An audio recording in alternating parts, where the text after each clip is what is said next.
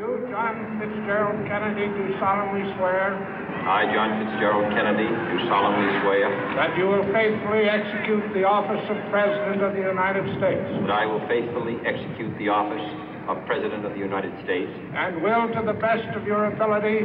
And will, to the best of my ability. Preserve, protect, and defend the Constitution of the United States. Preserve, protect, and defend the Constitution of the United States. So help you God. So help me God.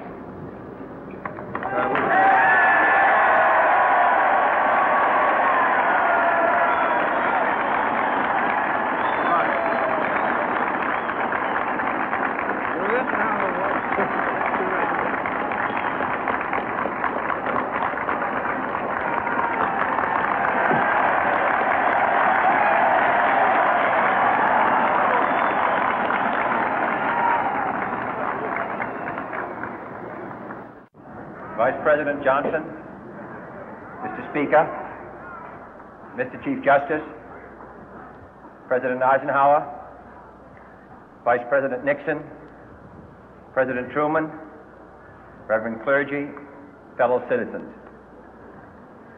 We observe today not a victory of party, but a celebration of freedom, symbolizing an end as well as a beginning, signifying renewal as well as change.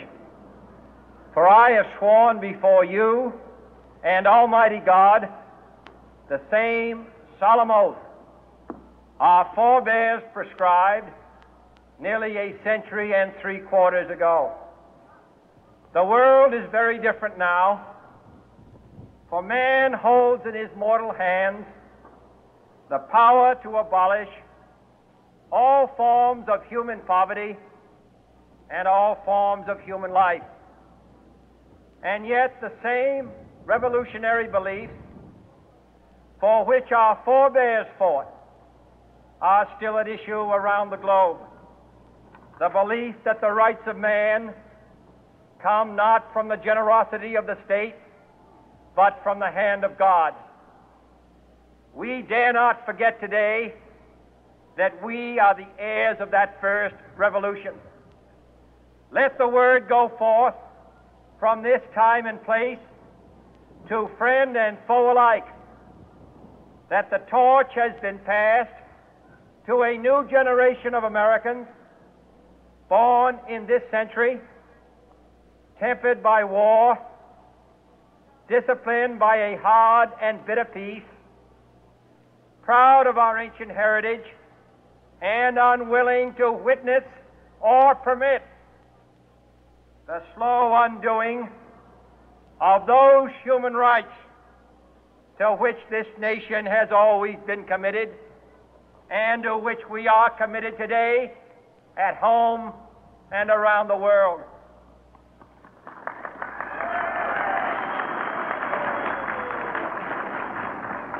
Let every nation know, whether it wishes us well or ill, that we shall pay any price, bear any burden, meet any hardship, support any friend, oppose any foe to assure the survival and the success of liberty.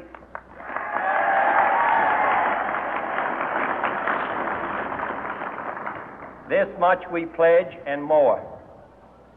To those old allies whose cultural and spiritual origins we share, we pledge the loyalty of faithful friends.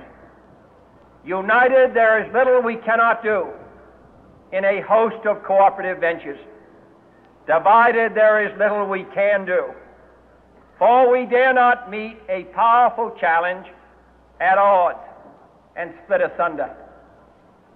To those new states whom we welcome to the ranks of the free, we pledge our word that one form of colonial control shall not have passed away merely to be replaced by a far more iron tyranny. We shall not always expect to find them supporting our view, but we shall always hope to find them strongly supporting their own freedom, and to remember that in the past, those who foolishly sought power by riding the back of the tiger ended up inside.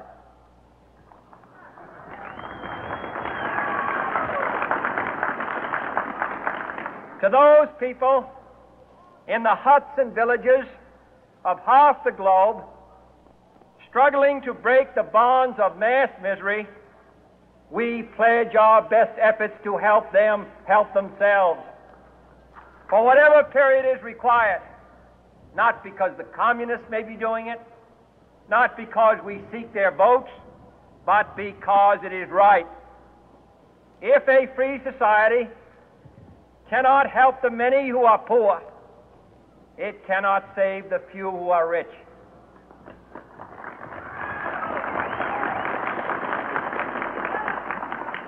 To our sister republics south of our border, we offer a special pledge to convert our good words into good deeds, in a new alliance for progress, to assist free men and free governments in casting off the chains of poverty.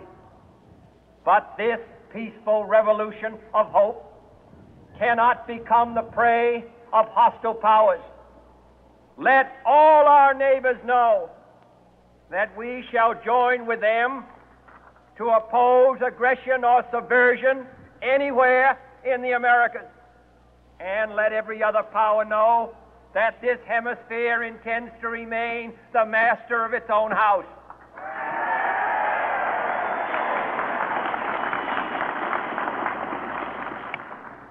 To that World Assembly of Sovereign States, the United Nations, our last best hope, in an age where the instruments of war have far outpaced the instruments of peace, we renew our pledge of support to prevent it from becoming merely a forum for invective, to strengthen its shield of the new and the weak, and to enlarge the area in which its writ may run.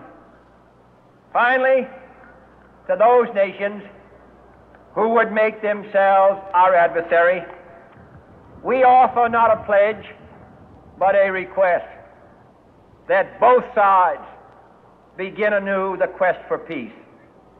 Before the dark powers of destruction, unleashed by science, engulf all humanity in planned or accidental self-destruction, we dare not tempt them with weakness, for only when our arms are sufficient beyond doubt can we be certain beyond doubt that they will never be employed.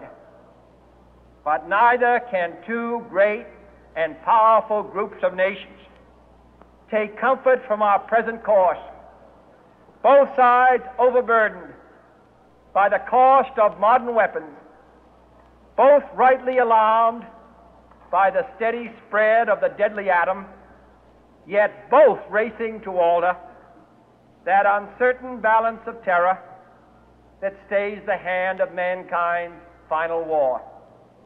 So let us begin anew, remembering on both sides that civility is not a sign of weakness, and sincerity is always subject to proof.